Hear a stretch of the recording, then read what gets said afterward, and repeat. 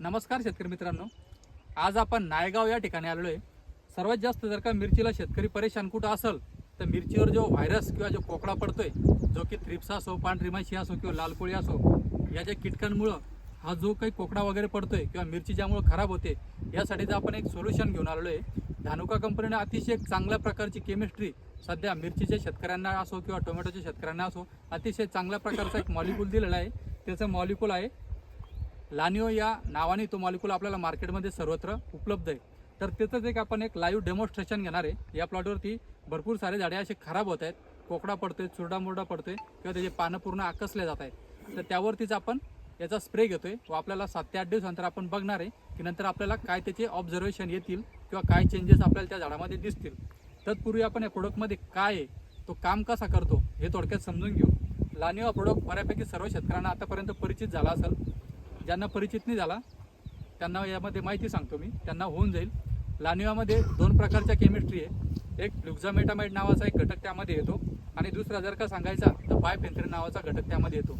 अशा 2 प्रकारच्या केमिस्ट्री यामध्ये तुम्हाला दिलेल्या आहे। एक फ्लुक्झामेटामाइड म्हणजे हा ग्रुप 30चा मॉलिक्यूल आहे, जो की सर्वात चांगल्या प्रकारे मिरची आणि वेलवर्गीय पिकावरती किंवा भाजीपाल्या पिकावरती सध्या काम करतोय। मार्केटमध्ये आपण 3-4 ब्रँड सध्या मार्केटमध्ये फवारणी करत असतो।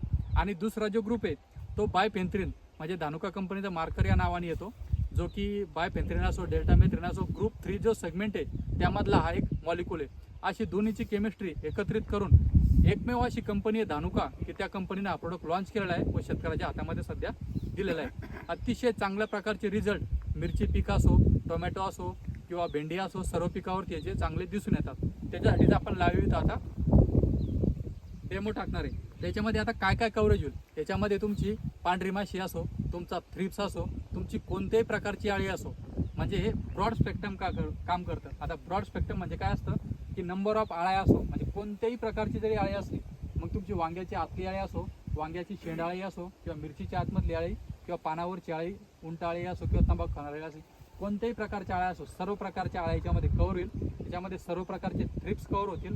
जी पांढरी माशी मेजरली पडती, पांढरी माशी सुद्धा याच्यामध्ये कव्हर होईल किंवा तुडतुडी किंवा मावा असतो ते सुद्धा याच्यामध्ये कव्हर होईल।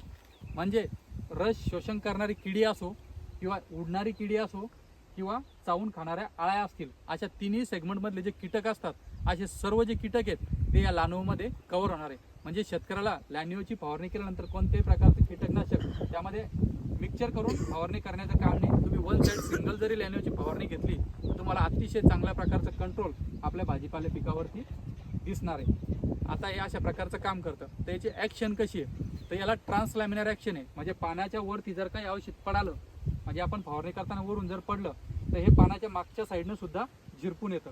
म्हणजे तुम्ही स्टिकर जर नाही वापरलं तरी याची ट्रान्सलॅमिनर ॲक्शन असल्यामुळं ते पूर्ण प्लॉटमध्ये शिरल्या जातं। दुसरी याची ॲक्शन हे कॉन्टॅक्ट बेस सुद्धा काम करतं। याच्यामध्ये बायफेन्थ्रिन असल्यामुळे जर का तुम्ही कीटकाच्या अंगावरती पडलं तर लगेच कीटक मरून जाणार, असा कॉन्टॅक्ट बेस सुद्धा याची ॲक्शन आहे। आणि दुसरं म्हणजे सिस्टमिक सुद्धा काम करतं। म्हणजे झाडामध्ये पूर्ण मिक्स होऊन झाडामध्ये पसरून कीटक जेव्हा त्या झाडाला खाईल किंवा दंश करेल त्याच्या प्रादुर्भावानं सुद्धा ते कीटकचा मरण पावल, अशा प्रकारे हे काम करतं। याचा रेन फाटनेस म्हणजे जर का तुम्ही फवारणी केली आणि 2 तास जर का पाऊस जरी पडला तरी तुमचं औषध 100% काम करणार, ते खराब होणार नाही। म्हणजे तुम्हाला रिझल्ट त्याचे भेटणार।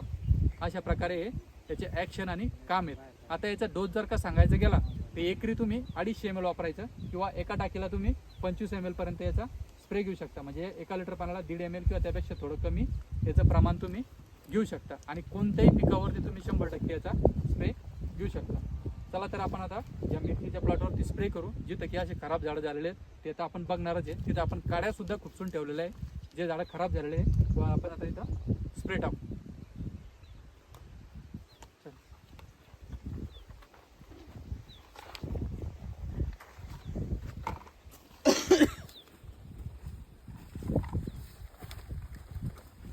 अशी मात्र बॉटल आहे ती पूर्ण, त्याच्यामध्ये एकदम तेलासारखं औषध असतं।